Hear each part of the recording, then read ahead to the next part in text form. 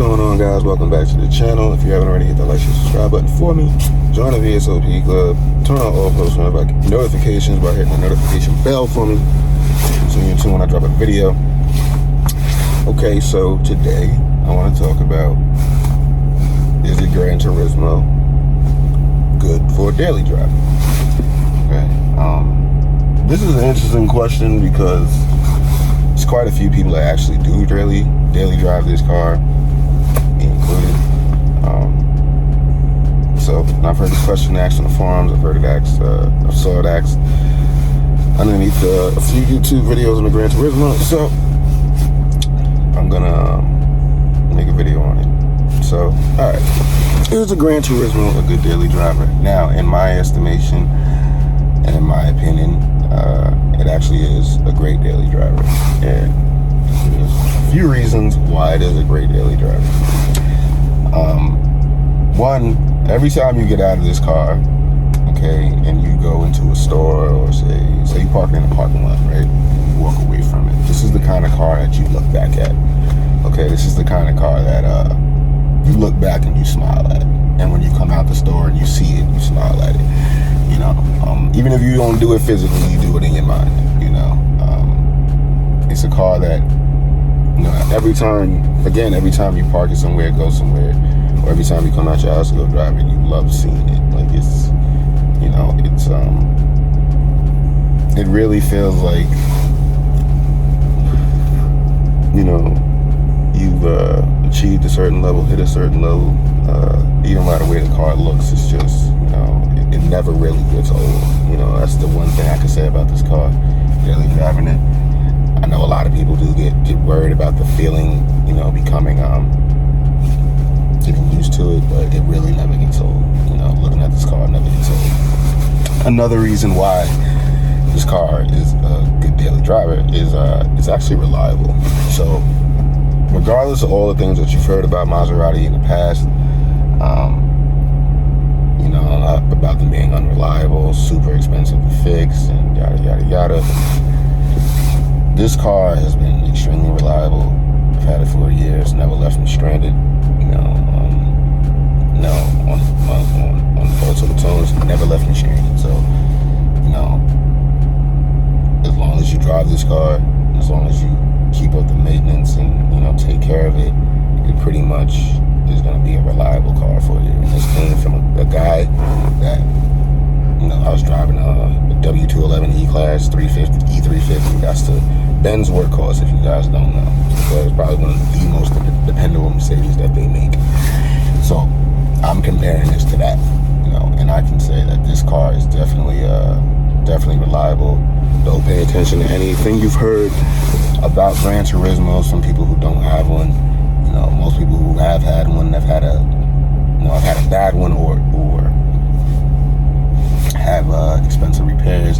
Usually those guys are buying ones that weren't taken care of, or they're buying you know, 2012s and under, which had some variator issues with the engine. But if you buy those, I've heard, if you get a 2012 and under that had the variator issue, if you buy one that had that fixed, and virtually they say those cars are dependable as well. So, you know, dependability, I really have to give this car a high score, and that makes it great for a daily driver. Okay, third, for a daily driver is you don't really see too many of them.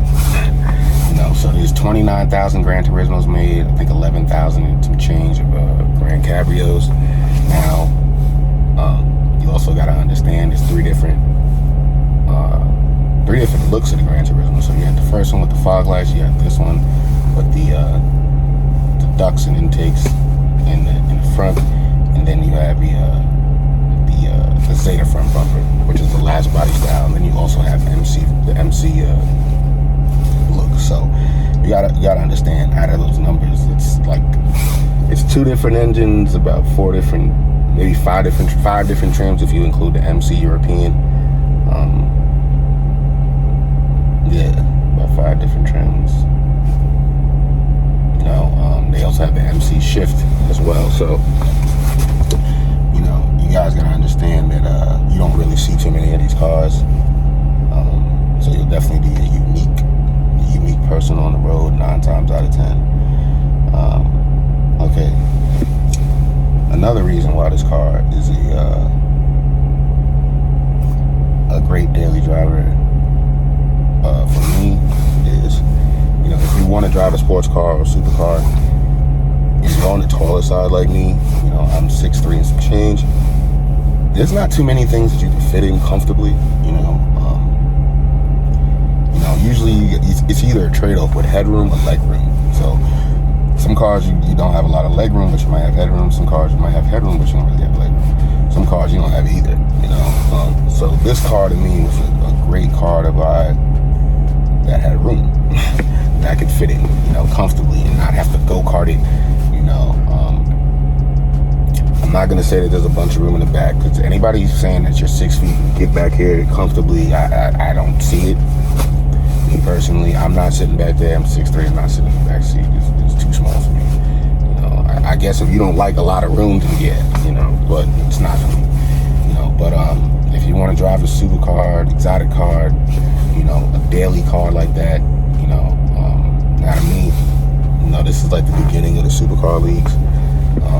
But it's definitely, it gives you that feel, gives you that effect.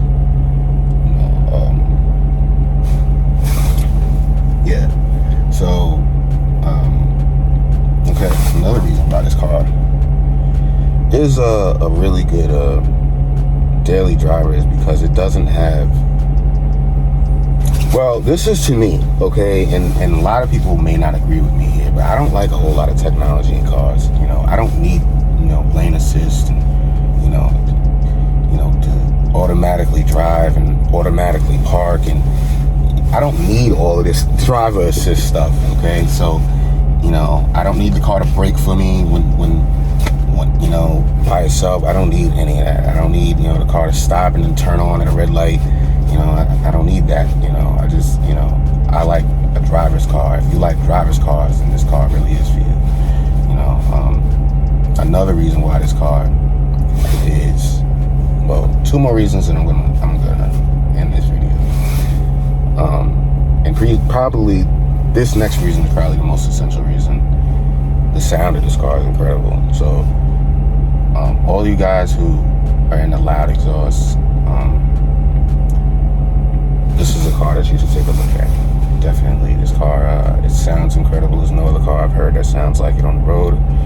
Not even close. You have other loud cars. You have other cars that are as loud, but most supercars aren't as loud as this car. And like you guys who watch the videos, we've been out in the Hamptons. We've seen a bunch of supercars. Not too many cars sound like this. Not too many cars are this loud.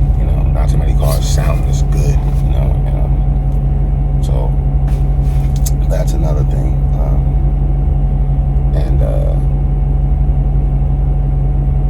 Yeah. So yeah, not too many cars sound this good, guys. It's just yeah. So all right, the last reason. This car to me is probably the most, and this is gonna sound kind of crazy, but this is probably the most practical. Outside of the R8, I think this is probably the most practical supercar, practical exotic car. And I do this extremely, and a 911, because, you get attention, but it's not Lamborghini attention. It's not, you don't get surrounded. You do get people, taking pictures, filming you, looking at you. But it's not like crazy like a Lamborghini, You can still open the doors and not open the doors, but you can still, you're not working with scissor doors. You're working with regular doors here. There's a lot of room in here.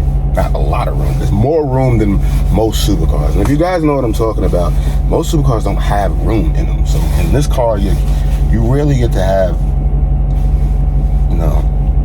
a bit of space. And that's what really makes it practical, is space. It just, for tall guys, there's not too much out here that we can drive. And it's not. So space is it's so appreciated. It really is. But to me, this car is, if you don't want to go 911 or you don't want to go, Corvette, something like that, then this car is probably like the top of the practicality, practicality line. So, for me, the next step after this is, either you go, Ferrari, Lamborghini.